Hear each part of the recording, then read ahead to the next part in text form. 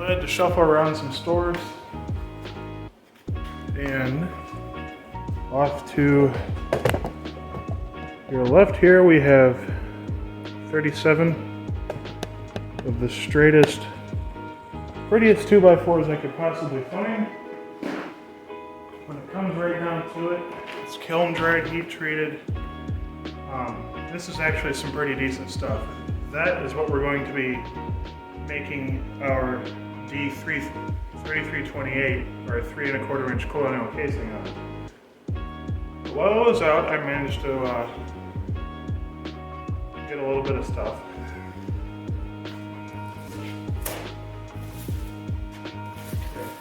This is for, seems to have gone a little sideways in the packaging, but we have a 1/2 inch wide straight bit. This is a 1 inch, so hopefully we'll have a little bit less noise.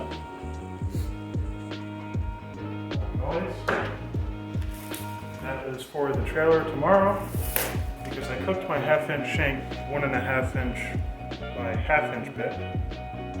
So it needs a sharpening. This is for some general ripping tests. This is for the table saw, 24 tooth Diablo. I got this because this is like a little test run to see if thin curved blades are really going to work well on that table saw, which I'm pretty sure they will. I've measured the riving knife, and it is narrower than the curve of this blade, so it should work. And this blade is what we're going to use to rip those down to size. They're 3 1/2 inches wide right now. They need to be 3 1/4. A 44 tooth 12 inch blade. This is going to go on what I like to call my breakdown saw. It's a 12 inch non-sliding miter, the exact cut shadow line miter saw from Metabo HPT. This I mainly got to replace the blade that came with the saw, which unfortunately is not very true. It has a little bit of wobble back and forth, which affects the quality of cut. And since it's a breakdown saw, I'm not really using it as a finish saw. And miter saw blades last forever anyways. I just got a Diablo instead of a Freud, but I will eventually probably get a Freud for that saw, if this goes well, which I'm sure it will. I actually had to go to Walmart because I'm down to 1 stick of incense. And if you guys don't know, I like to burn incense out here while I'm working, so we got some bigger packs of incense, Dragon's Blood. I've tried this before and I like it. This is the brand I usually get.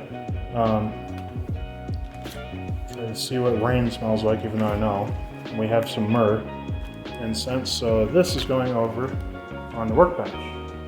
Lowe's managed to get me for a little bit more. So I've been wanting to replace my Bosch bit set for a while now. There's nothing really wrong with it, but Bosch really isn't my brand anymore. And I've tried a couple of bits from Crescent's Apex line. This is their 30-piece set. This is more of our general construction, and I think it's also got some square bits in it, yeah. So, pocket holes as well. And there's some U-guard stuff in here. This is meant as a anti-marring measure for when you're installing stuff.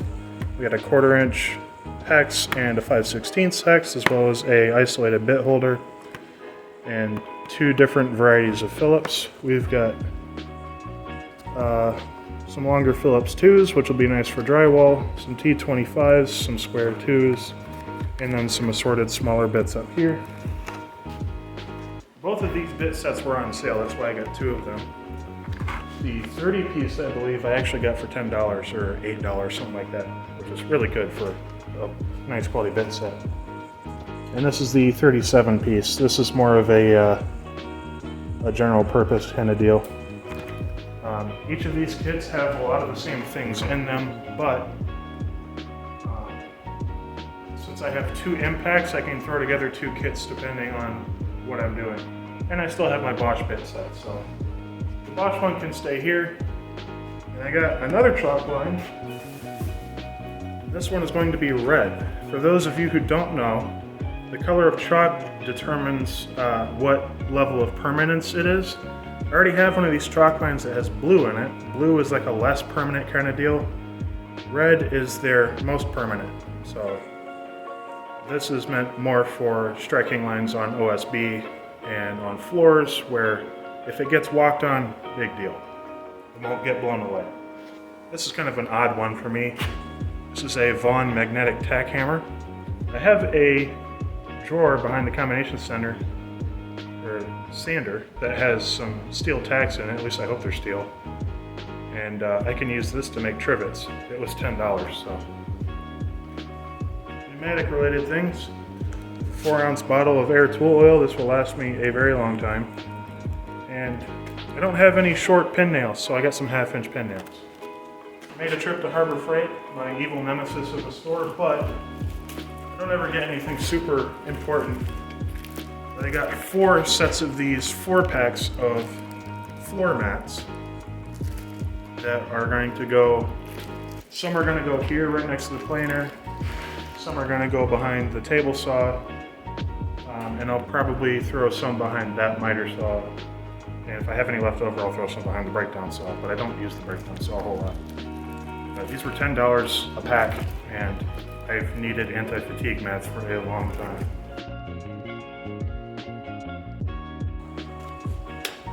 So, good morning, afternoon, evening, or night, wherever it is, whenever you're watching this video. My name's Derek, this is Dog Song Woodworks. Welcome to the shop. So today we're gonna... What a terrible intro, I was going so well. Anyways, oh, my fly's open too. Let me restart that. You know what, I think I'm gonna keep that in. That's a great start to today's video. Anyway, we have some molding that we need to make, but first we have some tool maintenance, and I just got back yesterday from the trailer. All my stuff is scattered everywhere. Everything is out of its normal place. So let's find the lighter, light some incense, and let's get cracking on this.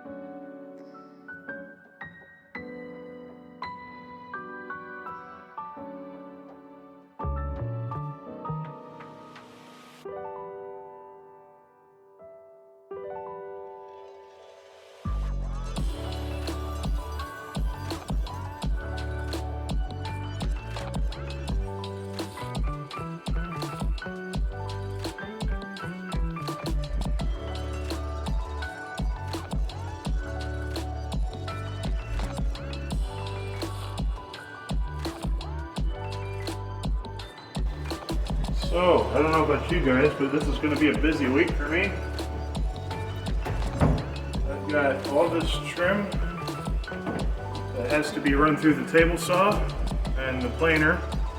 Then I have to route a back out in the back, and then finally run it through the molder, sand it if I have to sand it, and then primer. And that's that. I want to finish the cutting boards. All that's left right now is radiusing the corners, putting a round over on things, final sanding, finish, and then feet And then there's some other things I want to make this week. Sponge savers, which is like a little wooden grate. You'll see later in the week. Just subscribe and, you know, watch more. Shameless plug. There's acoustic cell phone speaker amplifiers that I want to make. A couple trivets. There's some other random odds and ends, but it's a pretty busy week. It's going to take a lot of work.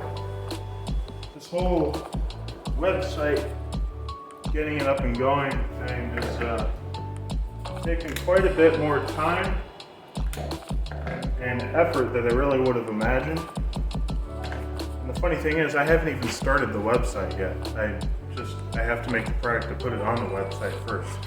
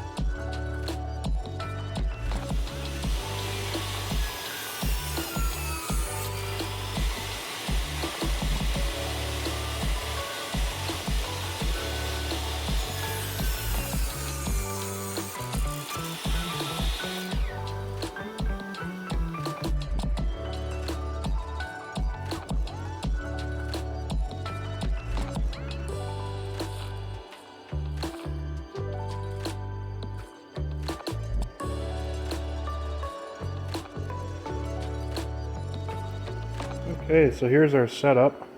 We've got, not a big fan of the company, but here's a W1685. This is their 16 amp, 1.5 horse dust collector. And I have a Metabo C10 RJS 15 amp circ saw with the Diablo 24 tooth ripping blade. Two Bora Portamate 3-in-1s, and I'm not really a big fan of these either. They're just too flimsy.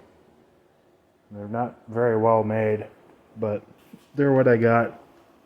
I wanted to try the brand out, and wasn't really impressed, especially for the price point. So I'll be finding something else probably. It's not really an immediate concern of mine, but yeah, there are 37 2x4s. I'm going to keep 2 for myself because the order is for 35 pieces of trim.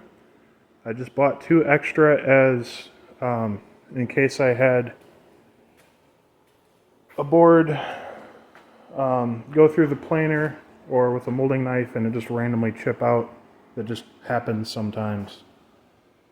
Or if I find one of these has some hidden imperfections, like a big area of pitch that I'm not crazy about, I will toss that board to the side, and yeah. So I do have some stuff coming up that I'm going to need 2x4s for. This doesn't really put a huge dent in the materials that I need for that, but you know, 2x4s is 2x4s. So none of them had any staples. There's already 1 or 2 I think I'm going to keep out of this pile, but yeah, I am actually going to run these tomorrow, but you will see these in the next clip because, well, it's almost 6:30 now, and I generally don't run much past this time if I can help it.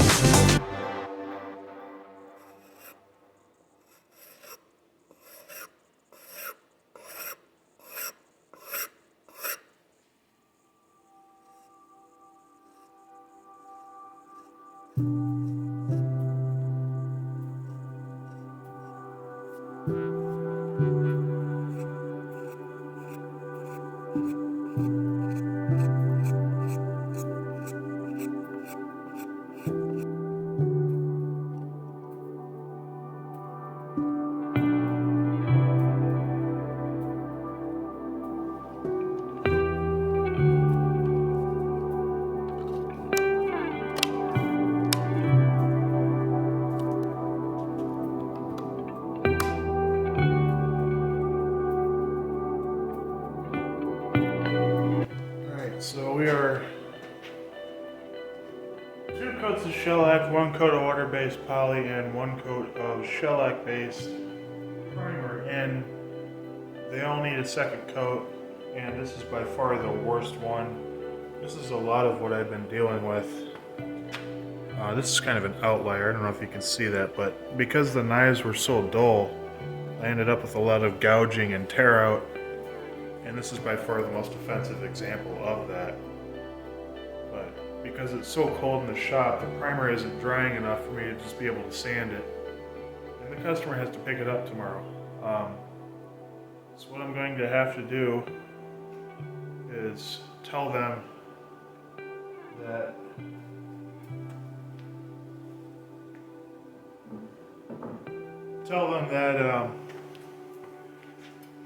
they at least have enough to get them started. They're waiting on this for their house. I believe the situation is the customer bought a house and they're renovating it. I don't think he lives there, I don't think anybody lives there, but they're renovating the house. And for some reason they needed 1.25 inch thick trim, so I offered this profile. I should have done this, offered 3.25 inch casing. It's like 3 flute casing or something. But there's no way I could have known that the knives would have done this to this wood, so. Now that I know, those knives are honestly probably just going to get thrown in the trash, and I'm going to order a duplicate set from W. Moore instead of trying to make grizzly steel work for me. But before I can put that second coat of primer on, what I need to do is trim the snipe off of the ends because I don't want to do that as the customer arrives. It is currently 4 in the freaking morning. If you ever wonder what it's like trying to run a small business by yourself, this is what it is. That's what separates the men from the boys, unfortunately. There's 35 pieces. It's the great thing about working with a company like Metabo HPT. With all of this craziness, I do not have to worry about any of my green machinery going down for the count.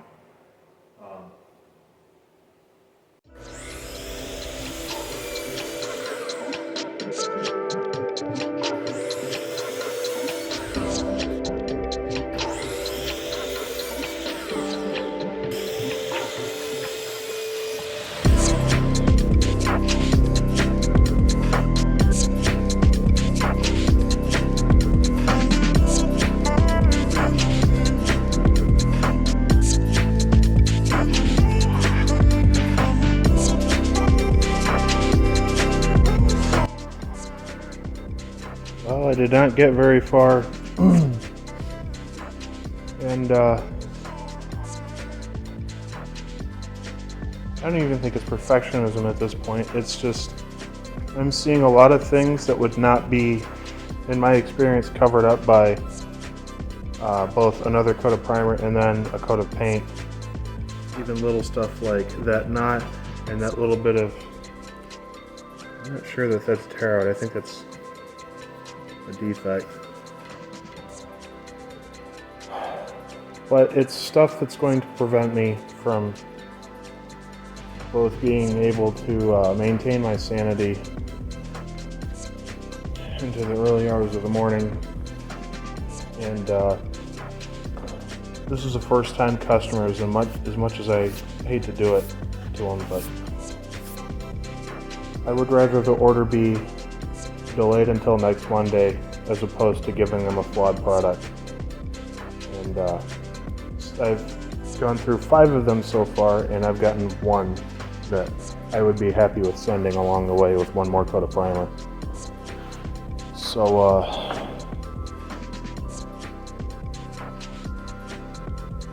yeah, this is where honesty with your customers really comes into play here. I don't like putting a delay on an order, but sometimes you just have to do it. Like this, there's no way I could give this to them and expect them to be able to cut, install, and then paint this and be happy with it, because I wouldn't be happy with it. And putting out a flawed product would reflect very poorly on my business. And it would definitely turn a potential repeat customer into a one-time customer.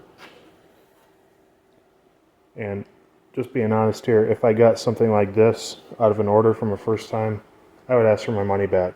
And I don't want that situation to happen. So,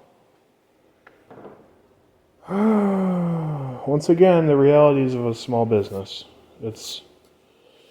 We don't have hundreds and thousands of items in stock to avoid situations like this. If I was a big supplier, I could just pull already pre-made molding off the shelf that I already had in stock and just say, here you go, and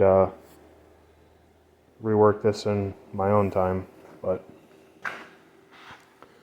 unfortunately, when things like this happen and you have substandard cutters on your machinery, this is what happens. And also, this pine is not the best stock I could have chosen for this. In retrospect, I would have gone with like 6-quarter poplar, but I don't know where the hell I would have found it. But they wanted 1.25 inch. It's now 2 days later from that last clip. It's Sunday. I've just scuff sanded all of the pieces that I didn't cut last time. And now we're going to trim them to size. I'm going to put one more coat on all of them. And after that, we're going to reassess everything. I think there's 5 or 6 pieces that are going to require a 3rd coat. But that's no big deal. We've got plenty of time. So I'm going to go ahead and cut everything. So I'll throw you guys on time lapse.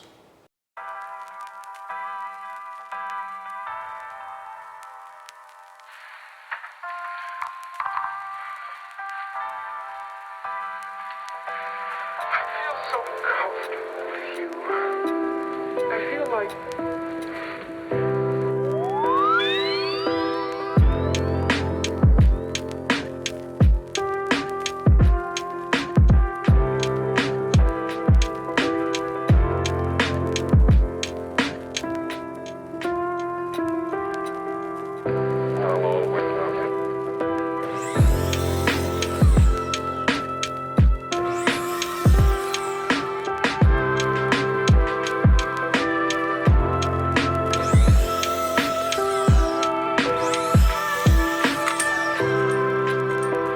There's 35 pieces in total. I gotta remember I got some on the shelf there. And what we were doing there, we were trimming the snipe off. In case you don't know what snipe is, when the piece first enters, and it can happen on any planer or drum sanders, belt sanders, it can happen on any of those. Any machine where there's 2 or more rollers before the cutting or sanding head, when it first enters, the whole head actually moves up quite a bit, or a little bit, and then when the piece hits the cutter head until it hits the final roller, the depth of cut is actually a little bit greater than when the piece finally makes under that final roller and the head levels itself. You can avoid that by just continuously through feeding, but even then, if you have a piece that's curved up a little bit, or if there's a little bit of vibration in the piece, it can still happen. And that's just a fact of life with this machine, so you gotta cut the snipe off. Luckily, this is casing for doors, so it only needs to be 7 foot anyways, and we're cutting down 8 foot pieces. So, yeah. And this little light, man, it completely changes the way you look at your work. You can really easily see imperfections and correct them before that ever makes it to the customer. Not that you really needed a light to see the imperfections on a lot of this, but I also had something happen that I've never had happen before. I clogged the dust chute on the miter saw. I don't know what it is about this pine. I noticed as I was cutting, dust was just falling back out of this chute. At first I thought, oh, maybe the bag's just full, so I emptied it. And then I just, purely out of curiosity, looked down in there, and it was just one solid mass of pine sawdust. So I had to clear that out. I don't know if it's the wood. It could also be this blade in combination with the amount of power that this saw has. Just cuts too fast for the dust system to keep up with it without a vacuum. This is my third separate miter saw that I've used, four technically. I've got another one of these upstairs. And I've never had that happen. And I've had a similar blade on both the Metabo and the Harbor Freight that I had before that. It was a DeWalt 32 tooth, which is even coarser than this thing. So, I don't know, maybe it was just the wood. It's not like I haven't used this saw a whole lot. I have used it quite a bit, and I've never plugged up the dust collection system on this thing. And the hole for the dust to go through is actually the biggest out of the two miter saws that I have, so I don't know, maybe I let it get too full and then it just built up. Alright, so I'm going to move all of these pieces back into the spray room. We'll put on another coat of Zinsser Fast Prime, let it dry, see if we need to make any sanding corrections. At this point, if I find a piece that has maybe minor imperfections, like no gouges or tear out or knots or anything, there shouldn't be any exposed knots anymore, but if I find stuff with minor imperfections, I'm just going to leave it because the customer is going to sand this down before he works on it anyways. Because you want whatever his preference is for grit on sandpaper is probably not going to be the same as what I use. So he's going to sand it before he paints it anyways. So why would I spend time sanding stuff that's going to get re-sanded later anyways? So move everything. The air compressor's are already charged. All I got to do is put primer in the gun and we're good to go. I wish I could film HVLP stuff for you guys, but I don't have an enclosure for any camera of mine. And I'm not willing to get aerosolated primer or whatever on my phone that I use every day for stuff besides filming. But yeah, good little saw. This blade combo is pretty killer. I just realized last minute I never showed the final result. Here we are. I usually use sawhorses with some rosin paper on them, but those are at fluffs right now. And here's my drying rack. They're just some 2x4s on end screwed into studs with some 1/2-inch PVC. This is CPVC, but you don't need CPVC. This is just stuff I found in the basement. It was a little bit too dirty for potable water use, so I found a use for it. But PVC is cheap. So, customers on their way this morning. I got up at like 6, and I've been out here since 7. Right now I touched up the planer blades, put them back on, using our CEI torque wrench. I never get to use this thing, so I came up with a torque spec for these, just off the top of my head, what felt right. So, don't use this for your machine. Shop Fox Grizzly gives absolutely no torque spec for these bolts. These aren't even the original bolts. The original bolts and washers, I threw those away after a while because the washers ended up making a big dish and grinding into themselves. So I got my mechanic buddy to get me some grade 8s, and that's what's in the head now. So they're all torqued down. I just got to set the rollers and put the washers back on these for spring tension, and then I'm going to shine this up with some Slip It. It's like the only thing I use Slip It for anymore. And I'll grease the screw, grease the ways. I think that's it for shop or planer maintenance as far as that goes. But yeah, thanks for watching.